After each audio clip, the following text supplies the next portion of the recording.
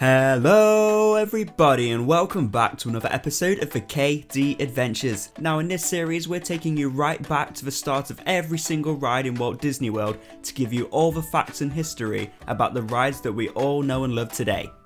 In this episode we're heading to a galaxy far, far away, and that galaxy's name is Hollywood Studios. Which isn't that far away, depending on where you're watching this. Like, it's far, far away for me because I'm from the UK, but if you're in America I guess it's not too far away. I just wanted to use far, far away because it's from Star Wars. But anyway, we're talking about the first Star Wars attraction to appear at the Disney parks, and that ride is Star Tours. Before we get started with this video, if you're new to the channel and you enjoyed watching this episode, make sure to hit that subscribe button and ring that notification bell so you don't miss a single thing, because we make plenty of theme park related videos here at the KD Adventures which you don't want to miss.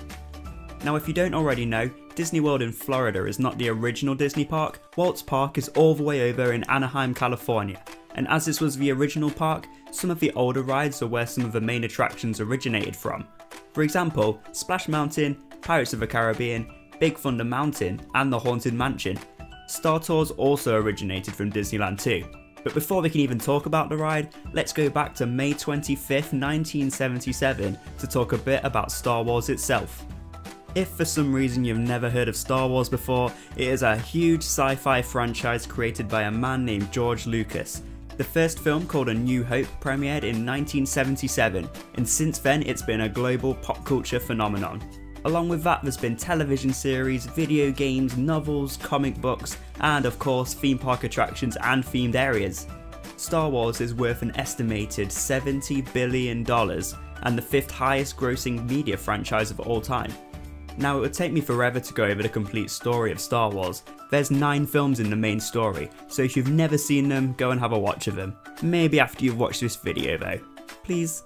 But to put it basically, it's about humans and aliens living with robots that are called droids. There's a lot of fighting with lightsabers and guns and tons of space battles with spacecraft. If you didn't already know this, I'll be surprised. But we're covering the complete history of Star Tours, so I had to go there.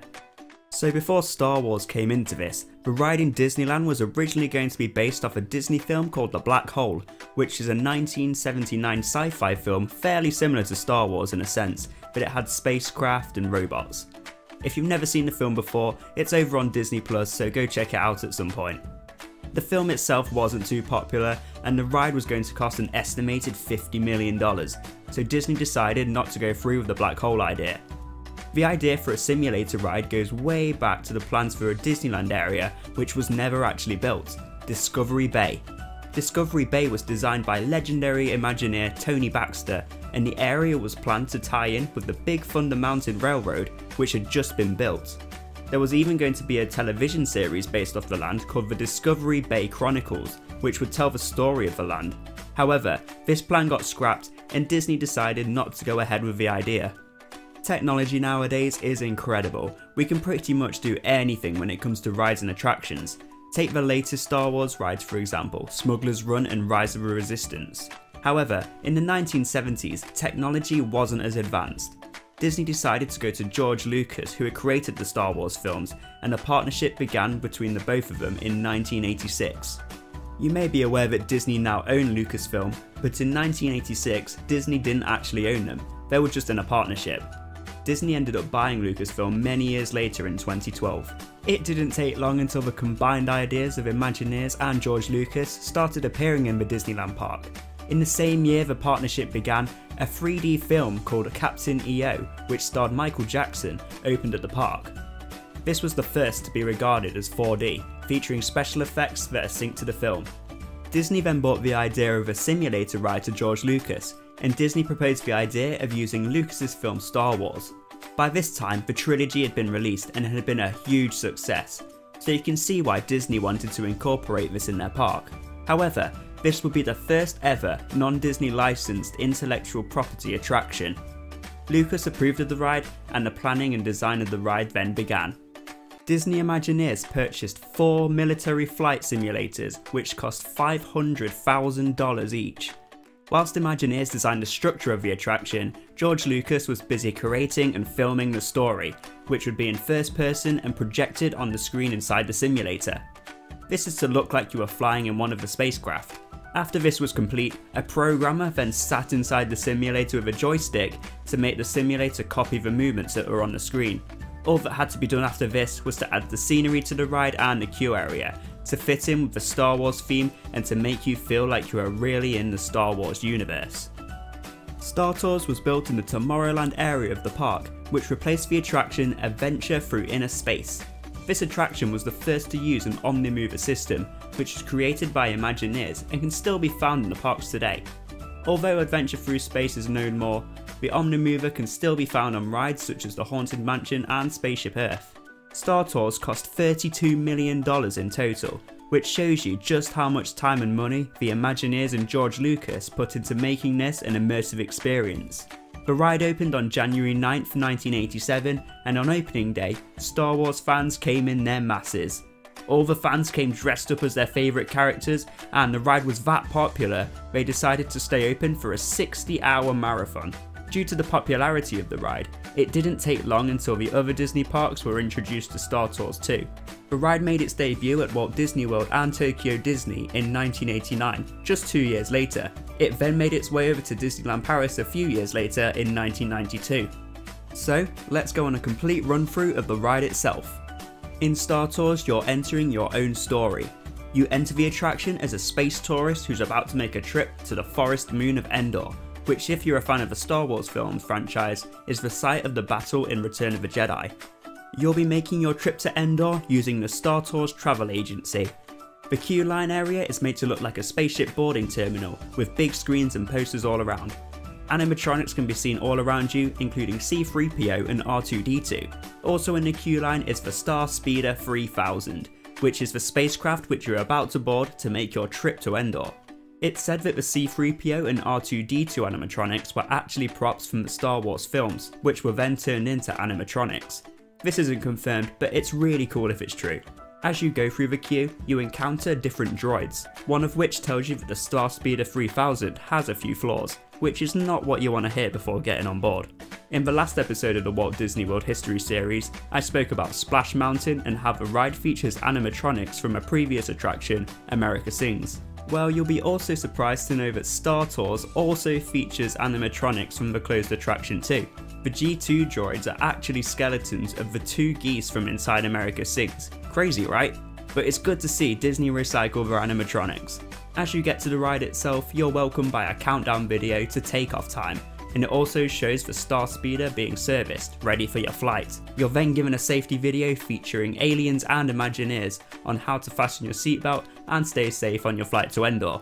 As you enter the Star Speeder 3000, you're greeted by your pilot, a droid named RX-24, also known as Rex. You are then taken on your flight, which doesn't quite go to plan. Rex sends the Star Speeder crashing into a maintenance yard. However, once you're in space, you jump to light speed, but you accidentally pass Endor and end up in a cluster of comets. So far, not doing too good. After narrowly escaping the comets, you then encounter a Star Destroyer of the Imperial Remnant. This trip is not going very well at all. Your Star Speeder then gets caught in a tractor beam, but just in time, an X-Wing fighter helps you and sets you free. You then join the Republic on an assault on the Death Star free. I mean, all you wanted to do was take a vacation to Endor, but oh well. The Star Speeder uses its lasers to take out the TIE fighters, and the Republic destroys the Death Star, in a very similar way to something that may or may not have happened in a film. In one last trip through lightspeed, you're sent back to the spaceport, and when I say back, I mean crashing. Rex then apologises for the slight change of plans. You never even get to Endor. I mean, this isn't getting a good rating on TripAdvisor. C-3PO then instructs everyone to exit the Star Speeder, and you end up in the Star Trader gift shop. In 2010, the original Star Tours closed. Walt Disney World hosted an event called the Last Tour to Endor. These events included appearances by George Lucas, character appearances, a Jedi training academy, and an official shutdown ceremony. The shutdown ceremony featured characters such as R2-D2, C-3PO, Boba Fett, and Darth Vader, who would then power down the original ride for good. However, this wasn't the end of Star Tours. In 2011, a year later, Star Tours The Adventures Continue opened and featured a bunch of new updates, including a new ride system, high definition video, an improved motion simulator, and new special effects. What was also added was a new story, or should I say new stories. This is because Star Tours now features randomised scenes, so you can keep re-riding and getting a different experience each time. Oh, and it's also in 3D now too. After these improvements, maybe I will give it a higher rating on TripAdvisor after all. Star Tours is updating all the time. With the new films coming out, the different planets and characters have also been included, and I'm sure it will continue to be updated as the years goes on. Although the latest trilogy has come to an end, there's still Star Wars films and series being created, such as The Mandalorian, which you can watch right now on Disney+. So that's the complete history of Star Tours. This ride is up there with the classics. It's been around for 33 years now, and with all the updates there's no sign of it ending soon. Having said that, with the huge success of Galaxy's Edge, which is now at Disneyland and Disney World, maybe we could be seeing the end of Star Tours. Only time will tell. What do you think the future holds for Star Tours? Let us know in the comments down below. And talking of Galaxy's Edge, I'll be covering both Smuggler's Run and Rise of the Resistance in future videos, so stay tuned for those.